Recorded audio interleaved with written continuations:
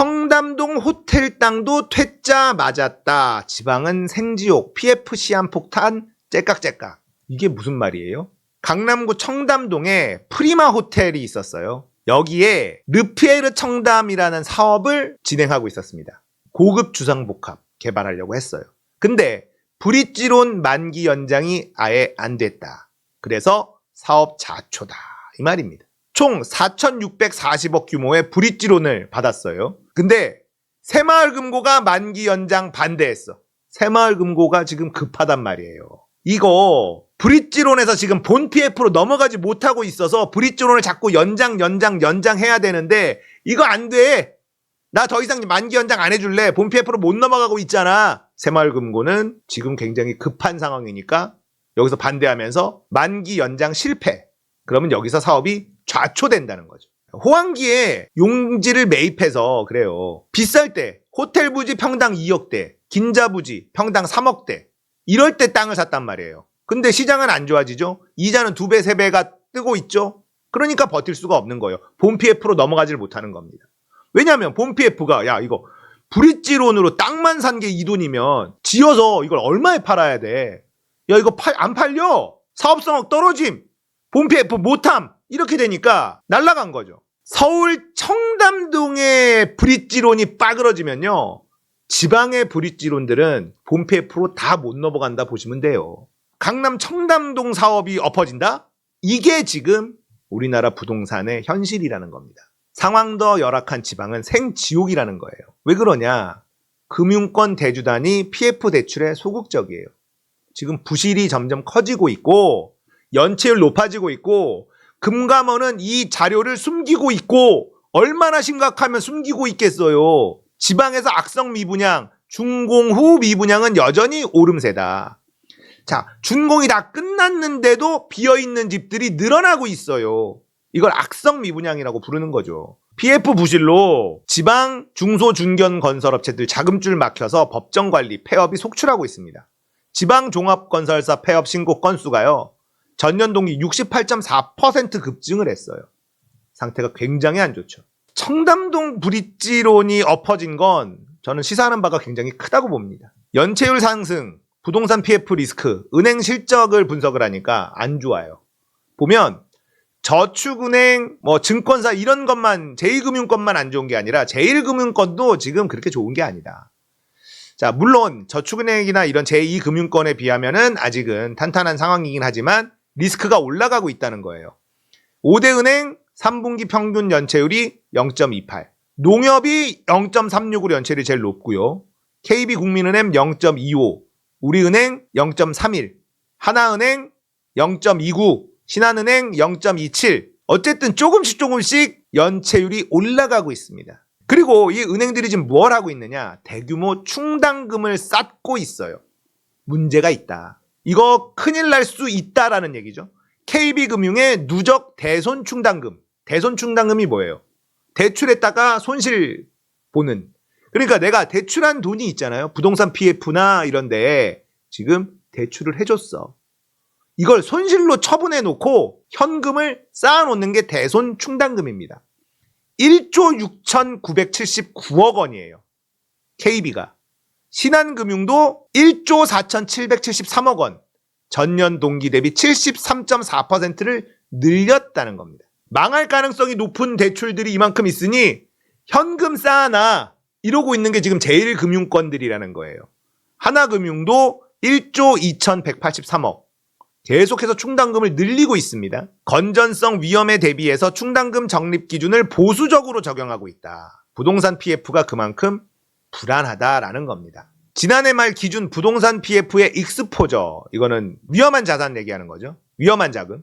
이게 130조 원이에요. 이 중에 정책 자금으로 투입 가능한 규모는 30조 원에 불과하다는 게 시장의 우려래요. 그러니까 정부가 아무리 망하지 마라 해도 터진다는 뜻 아닙니까? 위험한 자금이 130조 원인데 정부에서 쓸 수 있는 게 30조밖에 안 되잖아요. 그래서 국민들한테 빚내서 집 사라 50년 만기 주담대까지 팔아제끼면서 이걸 떠안게 시켰는데도 가계부채는 역대 최대치로 치솟았지만 하나도 해결이 안 된 겁니다. 자, 부동산 업자들 살리려고 국민들까지 같이 죽이고 있는 게 이 정부라는 거예요. 김주현 금융위원장이 지난해 발표한 50조 플러스 알파 유동성 공급 프로그램을 차질 없이 이행하고 있다. 9월에는 정상사업장 자금 공급 확대할 거고 사업성 부족한 PF 사업장 재구조화 촉진할 거다. 20조 원 이상이 추가적 지원 방향 마련됐다. 자, 지금 예산 깎는다고 난리인데 부동산 PF 망해가는 거 안 망하게 하려고 돈이 지금 얼마가 들어갑니까? 50조 플러스 알파 거기다 20조 이상. 무슨 얘기가 있냐. 전세 사기 당한 사람들 4조면 해결한다라는 얘기가 있습니다. 전세 사기 당한 그 건물들을 국가가 전부 다 매입을 해요. 이런 부분들이 4조면 해결이 된다라는 데이터가 나온 적이 있거든요. 근데 100조, 70조, 100조를 우습게 부동산 업자들 망하지 말라고 투입하고 있는 중이다라는 겁니다. 진짜 해도 너무한 정부 아닙니까? 국민들은 빚내서 가계부채 치솟게 만들고 죽어라 끌고 가고 전세 사기 당한 국민들은 나 몰라라 하면서 죽어라 하고 있고 업자들 살리느라고 70조, 80조, 100조는 그냥 쓰고 있고요. 부실채권은 캠코가 또 세금 들여서 막 인수하고 있고요. 이게 정부입니까? 자, 시장에서는 부동산 PF 문제가 주요 리스크 요인으로 평가하고 있으니까 문제 사업장 공매 처분을 통한 사업 재구조화를 병행해야 된다고 주장하고 있는 거죠. 근데 이게 공매 처분이 쉽지도 않은 게요. 아까 청담 브릿지론이 만기 연장 실패했잖아요. 그러면 이 땅을 내놔야 돼. 근데 이게 한 5천억 들었단 말이에요. 5천억에 살 사람이 없어요. 이게 지나서 결국은 은행한테 넘어가잖아요. 그럼 공매를 때리는데 공매 때리면 어떻게 되겠어요? 안 사 계속 떨어질 때까지 기다리는 겁니다. 그러면 은행 손실도 커지는 거예요.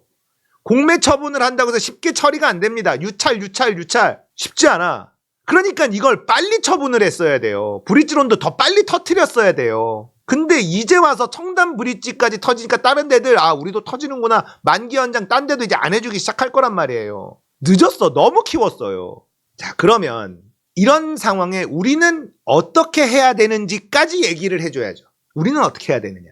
지금 매물이 엄청나게 쌓이고 있다. 빠르게 쌓이고 있다라는 거 제가 말씀드렸죠. 강남 3구도 매물이 엄청난 속도로 쌓이고 있어요. 자, 매물이 쌓이면 시간차로 호가가 내려갑니다. 매물이 쌓였다고 바로 가격이 떨어지진 않아요. 근데 매물이 이제 충분히 쌓이고 나면 그 다음에 경쟁자들이 많아지니까 싸게 팔아 하면서 가격이 떨어지기 시작합니다. 아파트 값이 떨어지는 건 막을 수가 없어요. 네, 떨어집니다. 앞으로 더 반등한다 이건 불가능해요. 금리가 계속 오르는데 뭔 수로 반등을 합니까? 계속 떨어질 거예요. 50년 만기 주담대까지 해서 빚 내러 집 사라 모든 규제 다 풀어주고 해서 어거지로 살짝 반등시켜 놓은 거지 이거 다시 꺼집니다. 어쩔 수 없어요. 꺼진다는 건 기정사실이고 그러면 우리는 뭘 해야 되느냐. 집이 있는 사람들은 집을 지금 내놓고 있고 만약에 빚이 많은 사람들은 지금 급매로 빨리 털어야 됩니다. 이게 미련이 남는단 말이에요. 빚이 어느 정도 껴있어 내가 집을 팔아야 되겠다라고 생각하시는 분이 계시면 지금 급매로 빨리 터는 게 이익입니다. 이게 서로 눈치 싸움을 한단 말이에요.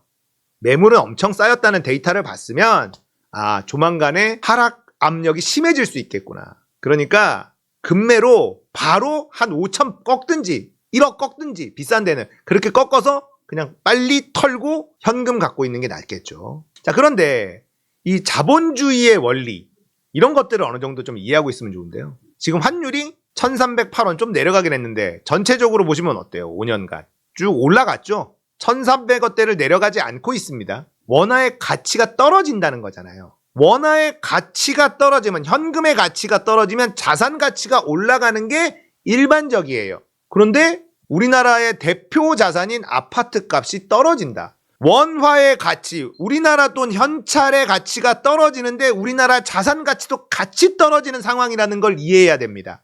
그러면 만약에 아파트를 갖고 있는 분이 계시면 지금 급매로 빨리 털어서 현찰을 갖고 있어야 된다고 하는 건 또 정답에서 살짝 비껴날 수도 있는 겁니다. 자, 그리고 지금 환율이 1308원인데요. 외환보유고를 또 좀 봐야 돼요. 자, 외환보유액 추이가 보면요. 2023년 9월 말에 4,141억 달러예요. 2020년 코로나 때 4,400억이고요. 2021년 4,630억이었어요. 정권이 바뀌고 나서 외환 보유액이 엄청나게 줄었죠. 4,630억에서 4,140억으로 줄었습니다. 이건 뭡니까? 환율을 방어하려고 우리나라가 갖고 있는 달러를 계속 처분하고 있다는 거예요. 이게 관리한 환율이라는 거죠. 그럼 관리 안 했으면 어떻게 됐을까? 더 원화의 가치는 떨어지는 상황이었다라는 것까지도 이해를 해야 됩니다. 그러면 금값을 좀 볼까요? 금값은 등락 없이 계속 오르고 있죠.